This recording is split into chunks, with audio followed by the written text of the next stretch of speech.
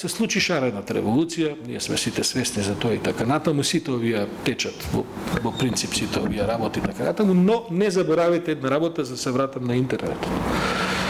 Јас стално го цитирам, Иван Крастев има една феноменална анализа за можности. Видите, во принцип на интернет, преку Твитер може да закажете револуција. Преку Твитер не може да направите реформи.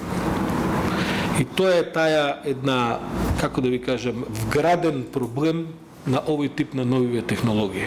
Значи, ние вечер ќе се согласиме дека у 7 сат ќе се најдеме пред СЈО, ама после не можеме да се согласиме на ништо од тука натаму. И ќе одиме, ќе фарбаме, добро е свето, прв ден, втора недела, трета се 80 ден, што правиме се?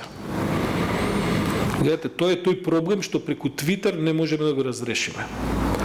За да се разреши, сега се бара на тоа, сега треба структура да дое. Што има структура? Мора да има хиерархија. Бидејќи ваква структура може да функционира хоризонтално кога нема потреба од хиерархија. Зашто некој се треба почне да донесува одлуки. Сега, за да донесува одлуки, треба да се свика некој нешто да одлучи. И од тука натаму влегуваме во класичните организацијски шеми на познатите демократски институции кои се викаат партии, не знам, политички движења и така натаму. Така што судбината на шарената револуција е доведена прилично во прашање заради оваа одлука, па затоа сега внатре се раѓаат партии, се раѓаат луѓе кои се... Иначе се е тоа нормално, зашто да не? Треба да се има политички амбиции, па дури партиски амбиции, so what? Зашто да не? Тоа е најнормална работа. Меѓутоа, шарената револуција не може да обстане вака како што е, ако не се трансформира, а нема каде да се трансформира.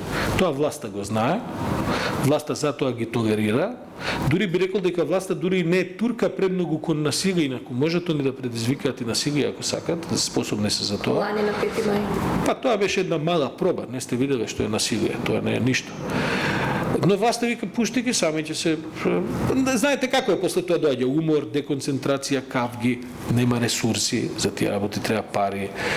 Па доаѓаат проблеми на младите кои што викаат, чекај се, имам сесија, нормално, и така натаму, и сето тоа така се одвива.